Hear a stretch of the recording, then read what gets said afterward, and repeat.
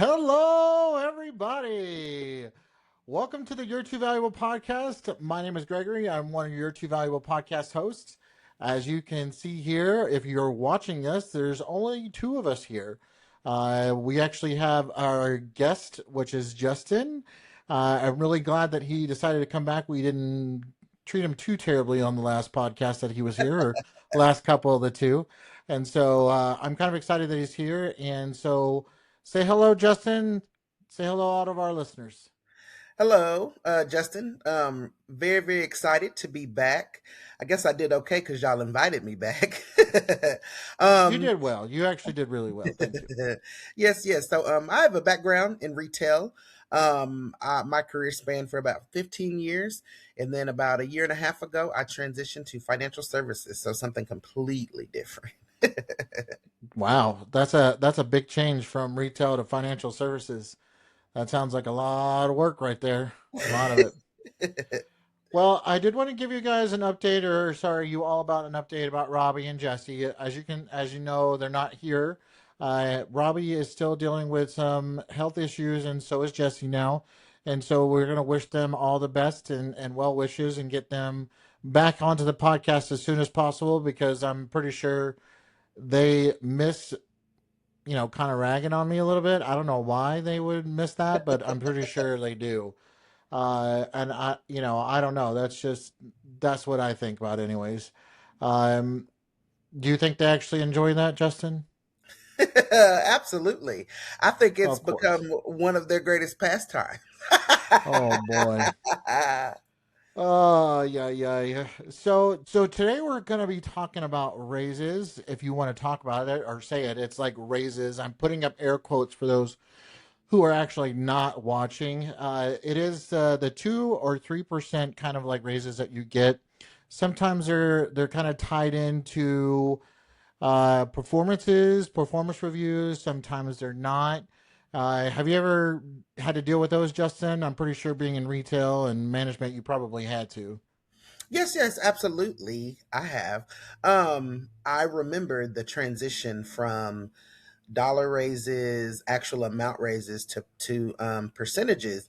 It was definitely a Oh, shift that's a in good point. it was definitely a shift in how we do things. Obviously, it had an impact on performance and merit and different things like that. So, yes, I absolutely remember when that change occurred and how I knew it was going to affect my life. Well, that's actually kind of interesting that you say that because that is very true. We used to go from like that 25% or not 25%, that 25-50 cent raise to, 2 to 3%, which is kind of interesting. So yeah, that's actually really that's a very good point there. I can even being in HR, I don't even remember kind of when that happened. I've just always used to seeing it as a percentage because that's what we kind of used in the background when we were getting that 15, 20, 30, 50 cent, 100, or 100, a dollar raise, whenever that came through. But yeah, so yeah. Well, anyways, let's get into how that kind of works out. I mean, you're looking at somebody, that makes $60,000 a year, and I know that's kind of a lot for anybody, but at $60,000 a year, if you get a 2.5% raise, you're talking about $1,500 a year. Now you do that math, that's $100 a month, roughly, kind of $100 a month. What do you think you can really get anything for $100 a month these days? Mm. That is definitely an eye opener to hear those numbers and hear those figures. Mean, I mean, my answer will be no. That that's one of those things that's not going to make or break you, and I say that because it's going to have little impact in your life. Well, I mean, at $100, I mean that's in this day and age, that's a tank of gas. Yep. You don't think you can get an extra tank of gas going back and forth to work for $100? That's plenty of money to consider as a raise, right? Right. Yeah, and I it's of course I'm joking here. As somebody that's in HR, I kind of I have my business or my professional side of it, and then also my personal side of it. My business side of it, I understand because of the fact of the way that businesses have to run, and sometimes these days and age is that there's not really a lot of budget for that significant of an increase. But when you're looking at, $1,500 to $1,000 a year as an increase, what is that? That's not much at all, right? And so there's not much there that you get to play around with and be like, woohoo, I get an extra $100 a month that I can do with. And if you get paid on a week, that's $25 a week. If you get paid bi-monthly, that's $50. And so it's not that much. And so it just, you know, if you pair that with some of the things that we talked about last season, which was, return to office, and then having that extra 2 to 3%, yeah, your little laugh over there kind of made it all right. Is you're breaking even, I think you would say, right? Right. And you base the figures off of $60,000, but what is the median income range for people right now? You Hmm. jump to 60,000, but what I think the median would probably be between 44 and 60 with what. So basing it off of Yeah. that, you're pretty blessed these days if you're making $60,000, I would say. Yes, I would agree with that. At 60,000, that's like good medium range for what you would think. I know that's probably not the technical number, but that's in there. And so, what I was wondering is that something that's sustainable that people can go? I mean, you look at somebody who used to work at 7.25 an hour. If and I'm bringing up on my computer here just because I didn't have this ready, but at 7.25 an hour, if you get a 10% or a 10-cent raise at 7.25 an hour, that's a 1% raise. But you're used to getting a 25 cent, 50-cent raise, and I know you were talking about that earlier. But even at 25 cents um, at 7.25, as that's a 3%. That's almost a 3.5% raise. But still, that's a significant increase. You're going from $7 to 7.50. Right. That's a good increase. Now you're going from $20 to $20.05. Right. Right. Not much at all. But now I'm going to be the devil's advocate here, and I'm going to talk about that is that you also have to see you have a company that employs 400 or 500 employees. You're looking at a good, $500,000 that you're going to have to budget an additional funds for the next year. Where's that coming from? So that's just how I see it, and it's different. The one thing that I really am worried about or wondering about, and I've had to have these conversations with managers, but as a manager, Justin, how have you had to have that conversation with your associates, with your team members on, you're getting a 2% raise this year? So really, really, um, subjective conversations, and I say subjective because it's coming from one end to another. And so when I think about from a manager standpoint, as far as speaking with me, obviously we review wages, we review profit and loss statements, we review the impact that different associates are having on the company, and then when you get ready to deliver that information, it's based off of merit. And what is one, and that's why I said it's subjective because Wait. Can you explain what that for some people who may not understand what does it mean? It's based on merit. so merit is a reward or something that's contingent on the work that they provide. So are they So you're meeting? saying that this is generally tied to like a performance review. Yes, absolutely it is. And that is how companies have structured it to be able to make it consistent across the board. But like I said, it can be subjective because if you you really have to um, tailor your conversations to the actual associate. You have to keep up with performance tracking.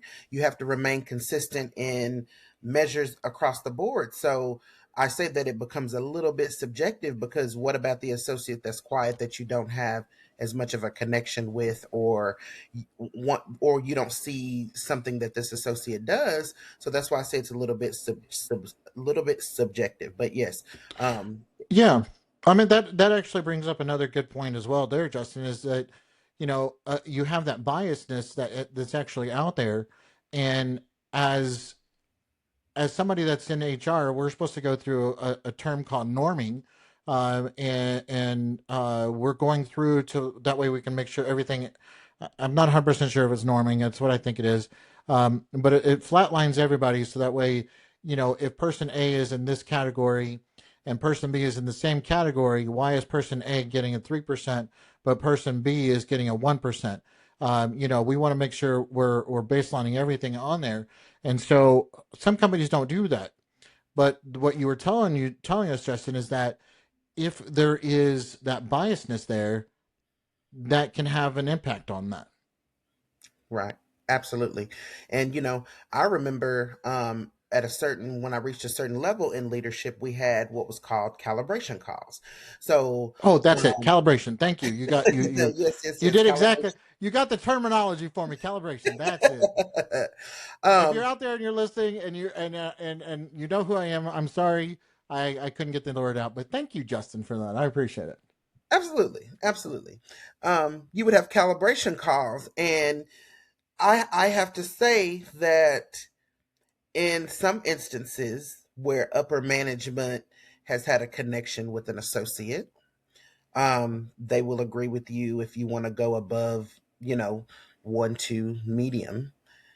And you would have to have documentation, and you would have to have valid reasons why that associate is going to get that raise. And that breaks Mm-hmm. open a whole nother can of worms with conversations and why you think. What specifically have they done? Do you have specific instances? What type of feedback have you given them? What type of, are they on any first or second coachings, or development plans? So um, Yeah, that's true. you would definitely feel, I know sometimes I felt like that someone deserves something because I've seen their work, and a lot of times that sometimes that doesn't always translate to KPIs. And when I say KPIs, I mean different different achievement goals. Sometimes What does KPI stand for those people who don't know what a KPI stand for? so it's key performance indicators, and so There you that go. can be, you can relate that to finances and budgets, and you can also relate it to performance. So um, it's almost like a performance evaluation. How you grade somebody is if they meet a KPI. Right? If you pass, you get an A. B or C. That's what someone like a KPI can be. Right? Am I yes, kind of yes. explaining that a little bit Yep, real for? Okay. yep. A to B. It can be, key performance indicators can also be looked at from a customer standpoint. So it can mean a few different things, but in a different environment. But yes. So yeah, a lot is tied to it. And when you have those calibration calls, sometimes you felt like you were in the hot seat if you wanted to bump someone from just a solid performer. I mean, I'm just, if we're speaking the truth, that's just what it was. Yeah, and do you think that even as and you can generalize here if you want to, because I know I don't want to put you on the spot or anything, and I can say this too.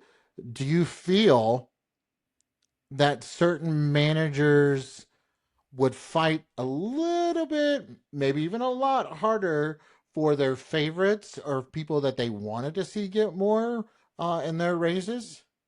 Oh, absolutely. Absolutely.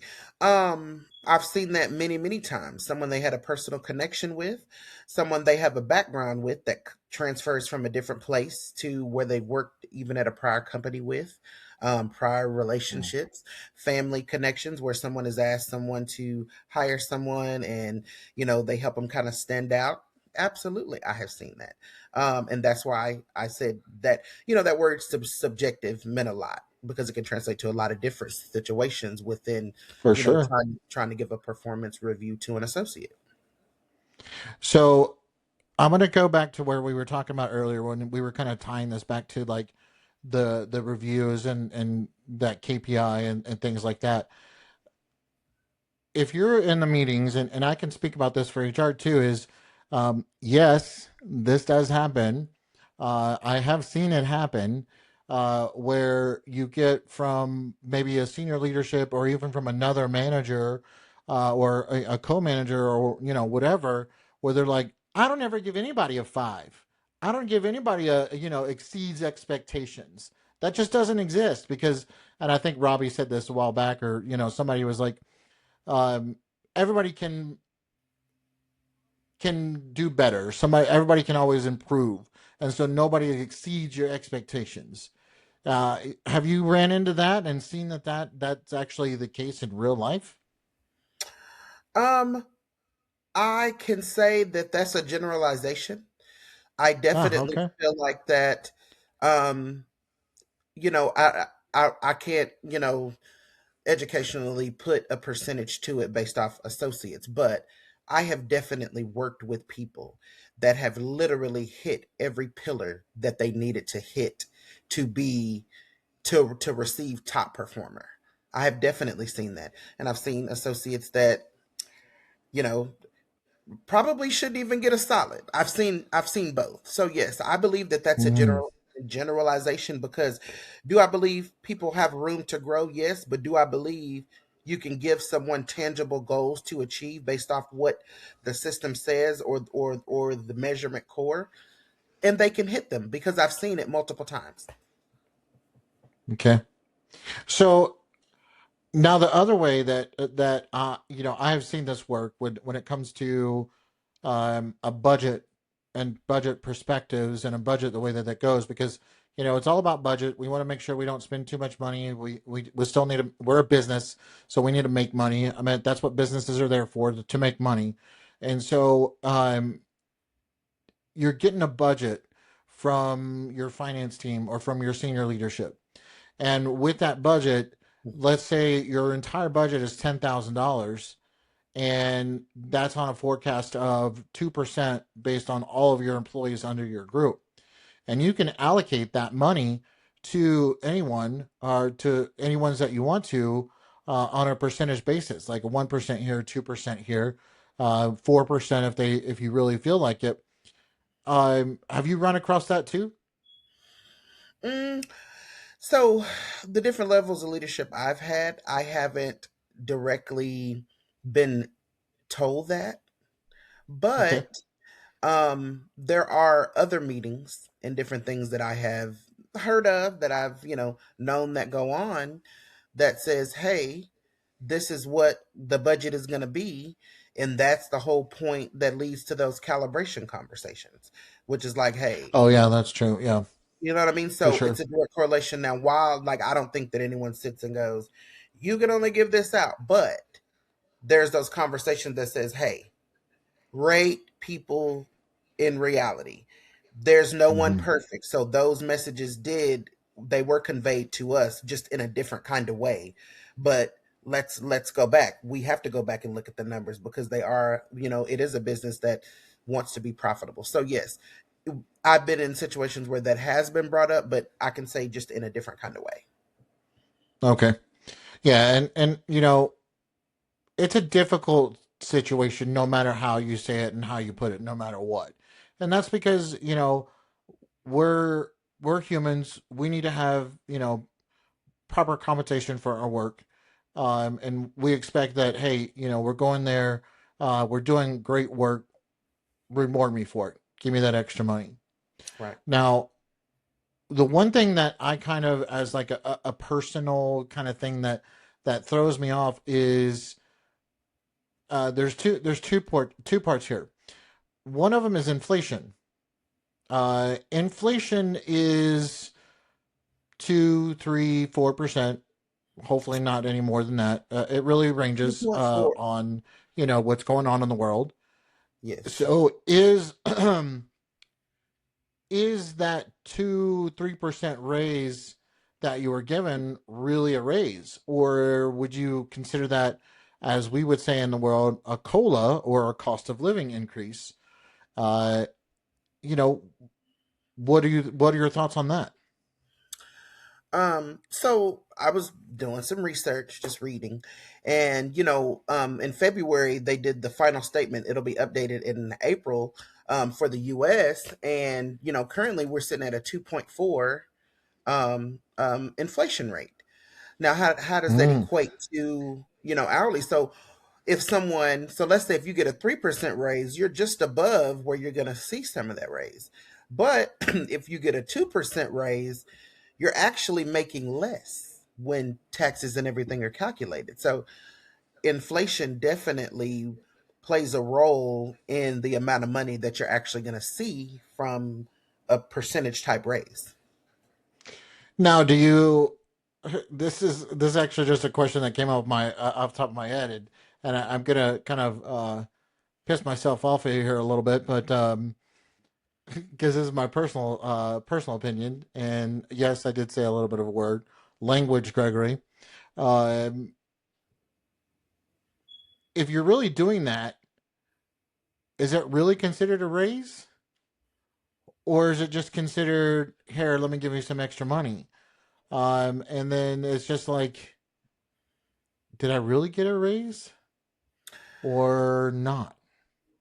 Well, and you know what percentage raises really correlates. So the how it's presented is that those types of raises are to combat inflation.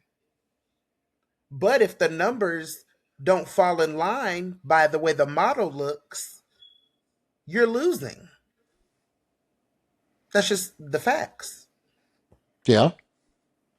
Well, and that goes on to the whole question of, all right, you're going to get 2 to 3%, hopefully. Even in certain economies, you may not even get a raise at all because companies are not doing well, and they are like, I can't afford to give 2 to 3% raises to my employees, my team members, because I'm losing money now, or I'm not earning as much as we did, and so it's difficult.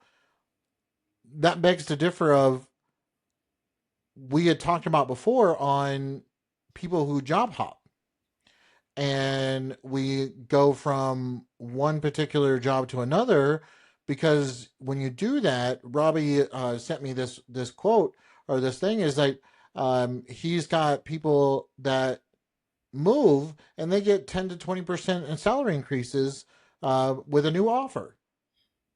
That's a significant increase. I mean, I know for myself, I've taken a pay cut for moving jobs. I've taken increases, so it goes both ways. But if you're going to stay there for 2 to 3% year over year, but yet you can move in a year or 2 years and get a 20, 10, 20, 25% raise, what would you choose? Hmm. I mean, Right? I mean, you wouldn't. It would be hands down a no brainer, right? right, right, right. And absolutely, I think that um employees should seek to get promoted, should seek to change and move around in positions because that's where you're actually going to get the difference. And I don't know why I just thought about this, but there were a couple times that I could say that when it was time for a promotion, or if you were up to get a promotion in the previous company I worked for, you could spend 4 or 5 years getting just a solid performer, but all of a sudden, before you're up for a promotion that year, you get top performer. Why is that? Because in order to get the promotion, you you have to have a certain rating. So Oh, yes, I have seen that. It's happened to me. I interesting. did, I, it was like I couldn't get top performer, but all of a sudden, when I was getting ready to be promoted to upper management, all of a sudden one year I was like top performer. I'm like, I haven't gotten this in my whole, assistant manager Y- career. Yeah.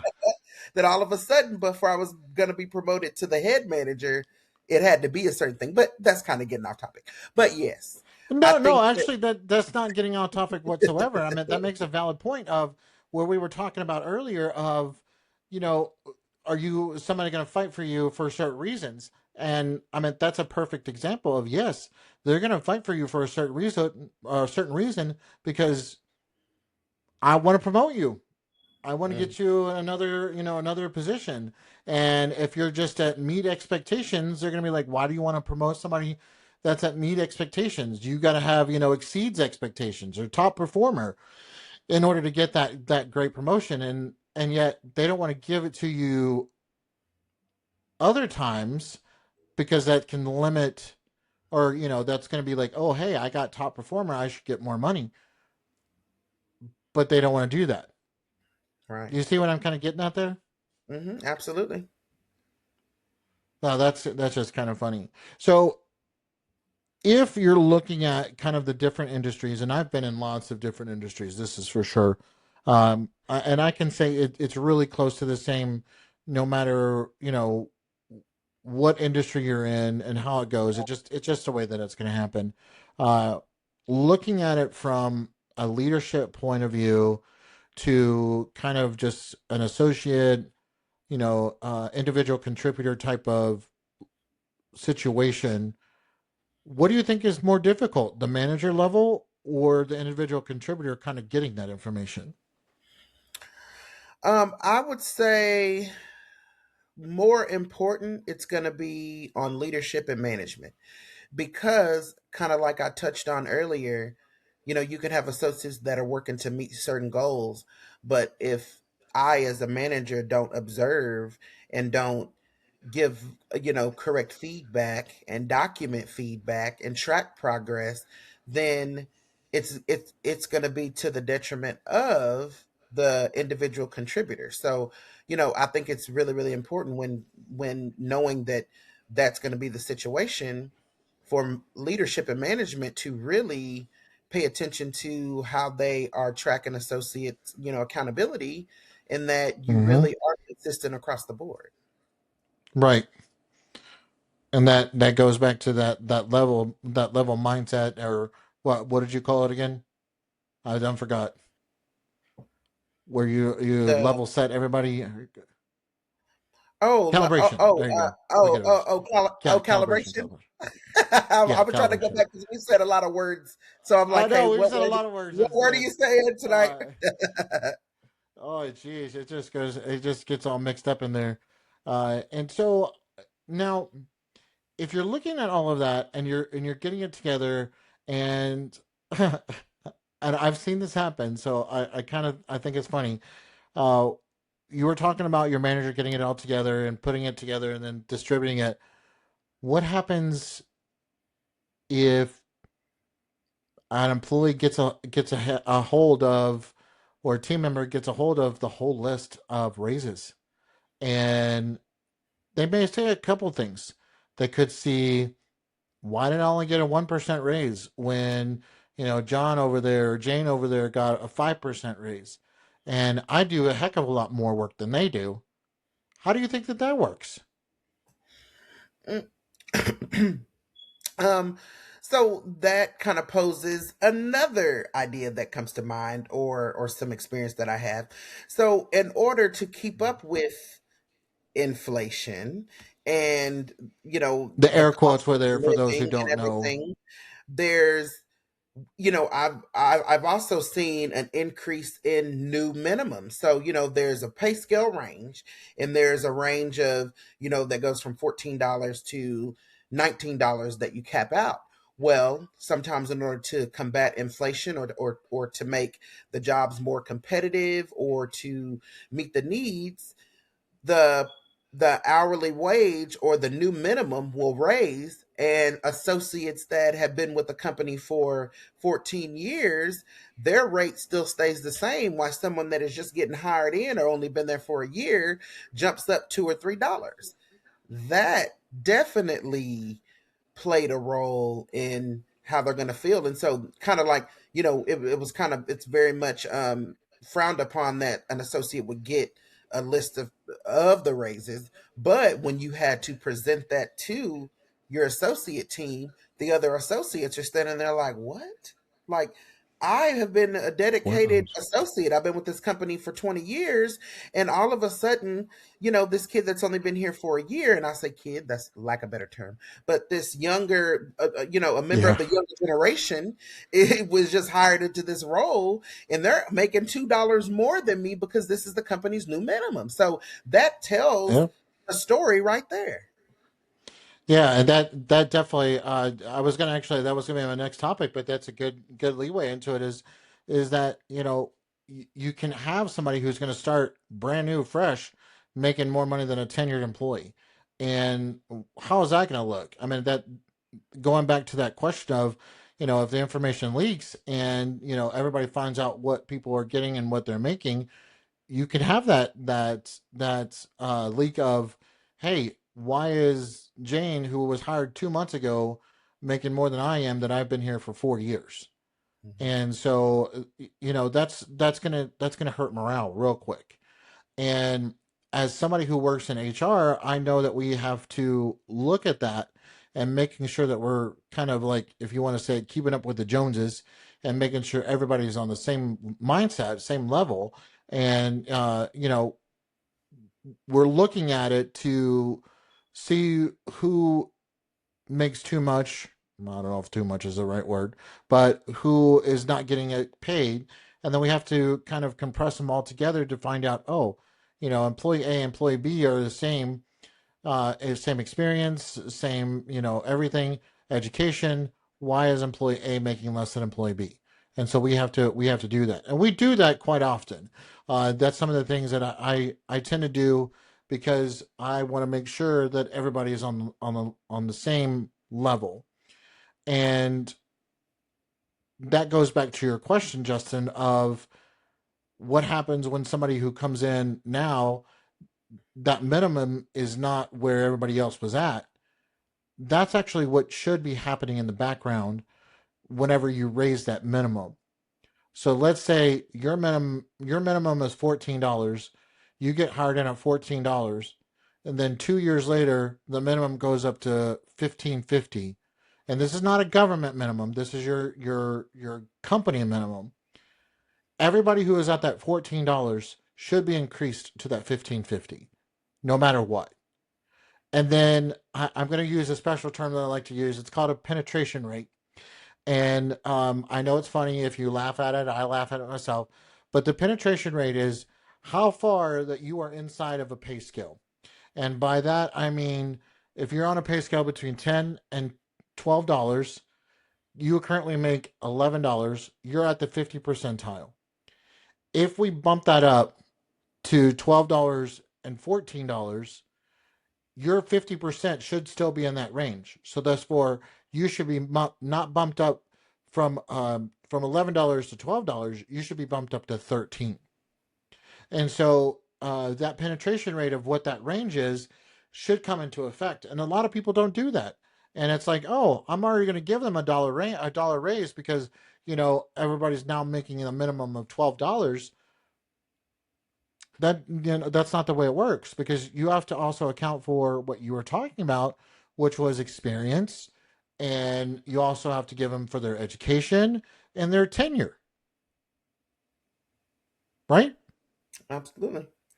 Absolutely. Now, one of the things I want to ask, and I don't know because I'm not on being part of HR. I'm not there on the conversations that a manager can have with their team members. Is have you ever had or ever heard of somebody trying to negotiate with their race?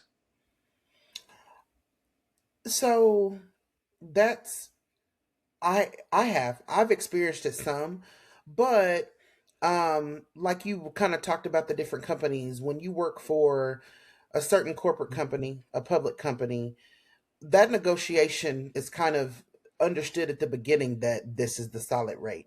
So when Yeah. in terms of negotiation, one of those 20-page documents that you have to sign online that you click yes, yes, yes, yes, yes through nowadays, that we used to sign Yeah. in, that is a part of that fine print that says, hey, when it's time for a raise, this is the raise that we will give you. upon this deliverance, there's, there won't be any negotiation because that is what is preset and selected for you. In interviews, that is one of the things that we do have to cover in, orientations, just in the companies I've worked for, is that, hey, Right. this is what you're getting hired in at, and this is, this is what it's going to be at the year mark, and this is when it will start. So, I've worked for corporate companies that way. That has been that way, and I haven't had the opportunity to work somewhere where a raise was negotiated. I would say like a mom and pop business, or a business that only has 4 or 5 locations. That's not considered public. Yeah. And that's true. Is and that actually kind of brings up another question for me is this easier to do in a smaller company with that negotiation tactic than it is in a larger company? And Hmm. I would agree with that. That yes, that's the case because there's a little bit more leeway, or there could be some leeway in there. Now, if you're a PE or a private equity owned company or a backed company or something like that, you have investors to go through. That's the same thing as a major corporation. And so smaller companies, you may have that opportunity, and you can go there. But that's one of the things that I wanted to bring up is what you as an employee can do, because I want to get into the point of trying to give a little bit of advice, and I'm not giving legal advice, anything like that. This is just some of the things that I could suggest that you try. And as somebody who was growing up in the South, my mother always used to tell me, "What's the worst they can do? Tell you no." Well, no, not really, because they can fire you. No, not really. I don't know about that, but what they can tell you no. And so some of the things I can tell you, or I can say, is see if you can negotiate. Would you ever negotiate a raise, Justin? Yes. And, I think about it when you're working for a corporate company. I think about that negotiation on the front side. And what I think that conversation looks like is that, hey, I want to know the range of the raises and how they work. Okay, now break it down and tell me everything I need to do on each level to meet that. And then I want to create a conversation with you, whether it be on a monthly basis, a quarterly basis, to see how I'm tracking on those. And I want to build, solid, tangible goals to be able to meet that, so that when it's time for my review, I can reflect. And if I've missed something, I've missed something. But if there's listed tangible things that I have done to get to that, then I want to be able to deserve that raise. So tell me what I can do on the front side to meet all of those goals. And I can say that Yeah. when being hired in, and depending on the size of the company, that scale wasn't communicated until the time of to deliver the conversation, or it's not something that Yeah. it was said on the front side. So I think my bit of advice would be, find out the different percentages based off of the work that you do, and set a goal plan, and hold your leader, your manager, accountable for communicating that to you and giving you real honest feedback, and also having your being able to take criticism plays a role in that too, because if you're going to say, tell me what it is, you have to be open-minded to say, hey, tell me what I'm doing wrong. You know what I mean? You can't ask for it and Yeah, not do not all of us are good at taking so. feedback. So I've heard it's that before. I've seen that it before. so I think when working for a bigger company, that is the way to negotiate your raise, because that's going Yeah. to, tell the true story. And then if it comes down to it and you say, you know what, I talked to you, told me this is what we talked about, I hit this goal, I hit this goal, I hit this goal, so I don't understand why. Then they would have to Yeah. understand, then they would have to negotiate, they would have to talk to you about that. Now, whether or not it would change the percentage once it's in the system, I can't say. Yeah, I'm that's not another question sure right if then they and have there, right? Is feedback, that even possible? but it allows your leader to know that you are serious about your job performance, and that I guarantee that they will think about it differently when they talk to you and when they deal with you, because they know, hey, this Mm. associate is paying attention. They know what they want, and I'm going to really, they're going to really work to give you feedback and talk with you because you have presented yourself in that manner that you're knowledgeable about what you want. So that's actually a very, very, very good point. And from what I'm hearing and listening to there, the raise process does not begin at 6 months or a year. It begins day one when you're starting to come in there. And I agree with that because that's true. You should be market aware of what your position entails and what your compensation should be. And that goes all the way from offer all the way to the end of your tenure there. And so the things that you can do is make sure that you are that market aware and that you can make sure you're up to date with what your particular position is paid for around your area, your location, within your industry, within your city, within your state, and make sure you do that and bring that to the table. And that's true. You should do that no matter what. And so that's actually a very, very, very good point, Justin, is that it's not a once a year conversation. It's a continual conversation that you should be having, that you should also be looking at and doing that research even before your reviews, because that gives you more kind of like the firepower to do what you need to do. So that way you can say, oh, hey, this is where I'm at. This is where it's going. So very, very, very good point. I really appreciate that point. And so the other aspect or the other thing that I wanted to kind of talk about with that is in the advice is, you know, we talked earlier that if you're moving from job to job, you're looking at like a 10, 20, 30% raise, increase in salary, whatever you want to try to say about it.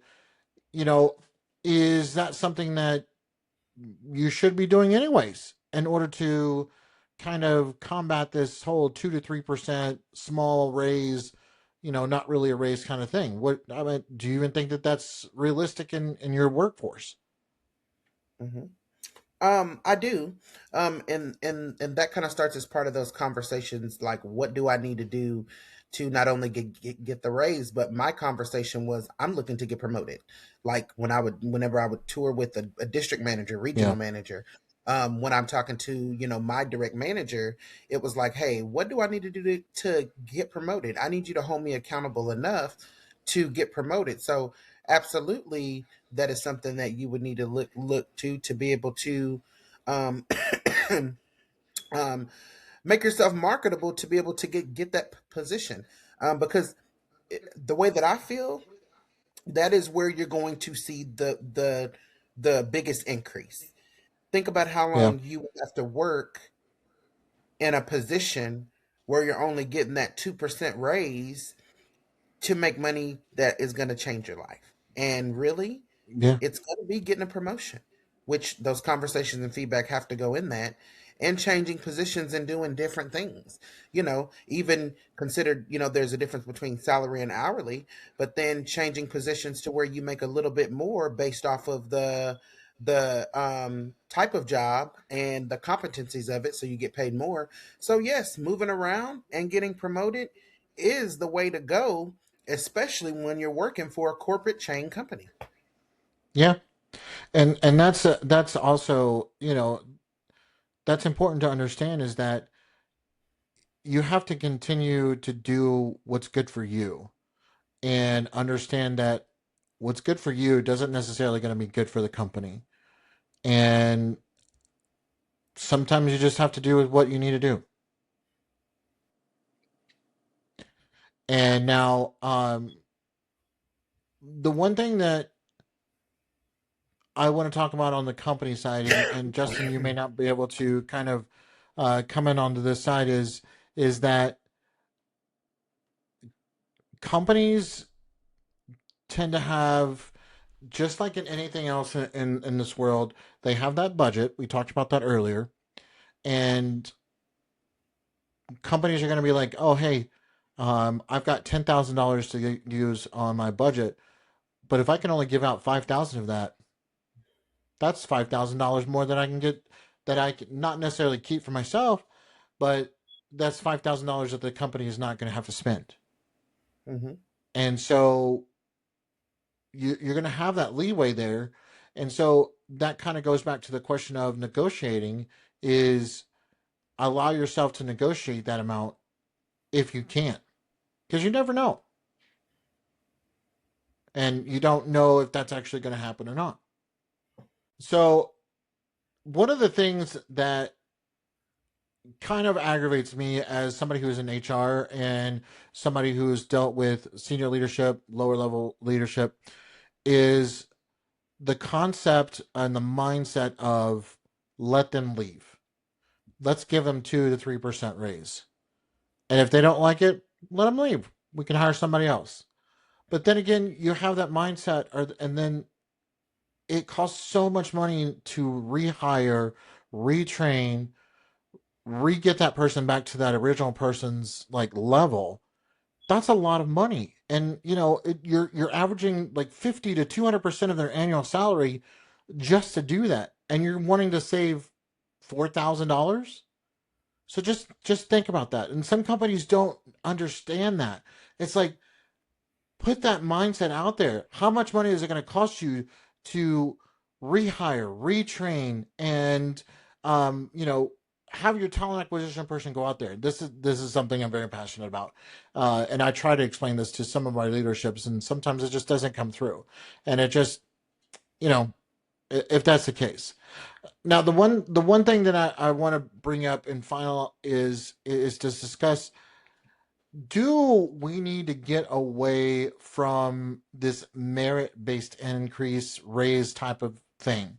And this is where we kind of started it all, is that these 2 3% raises are tied to performances. Do you think we should get away with that altogether and just, one, either go back to the standard raise, or do you think that there should be a combination? What are your thoughts on that, Justin? I mean, I would say combination. I definitely believe that there should be some way to reward top performers within an organization, and I think that that could be structured a different way. But I think that it should be consistent across the board because you know if you look at what someone else is doing and you take what another associate is doing, at the end of the day, the associate that is not doing as much and the associate that is doing great, they still have a job. Now, there's other different things that they can do to affect that, that just that, hey, this is a deal breaker, you have to leave. But at the end of the day, some of those people that don't perform so well still have their job just like everyone else. So Yeah.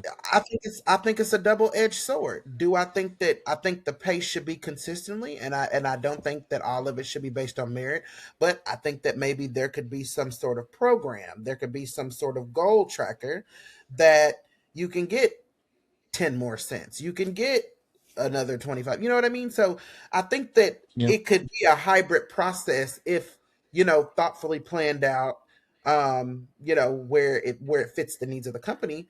But I think that it should be like a hybrid process.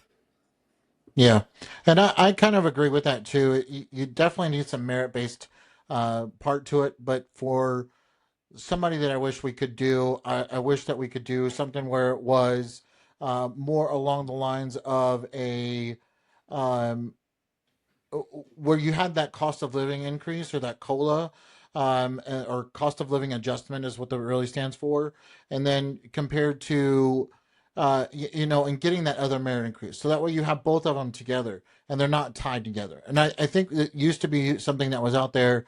It happened once a year that there was a COLA, and then after that you had your merit increase. I think that that's something that we should get back to. And will it happen? Probably not.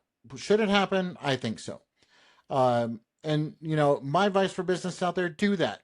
Try to make your people happy, because if you let them leave, it's going to be more expensive for you to go, or to rehire somebody and get them trained in there again.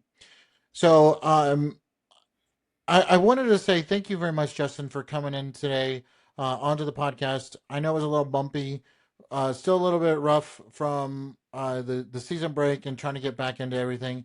But I really appreciate you coming in just to say hello, talk to us about these lovely supposed raises that we have, and if this is something that we actually can do or not do.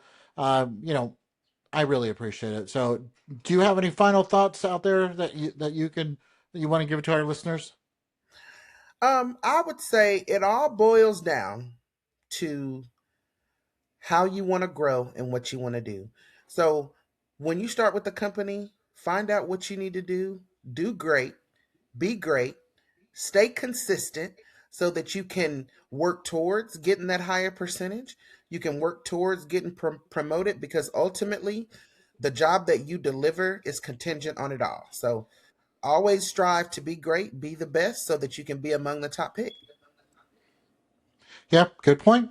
And I want to add on to that is I want to go back to exactly what you said earlier. My last final thought is this is not a once a year type of discussion.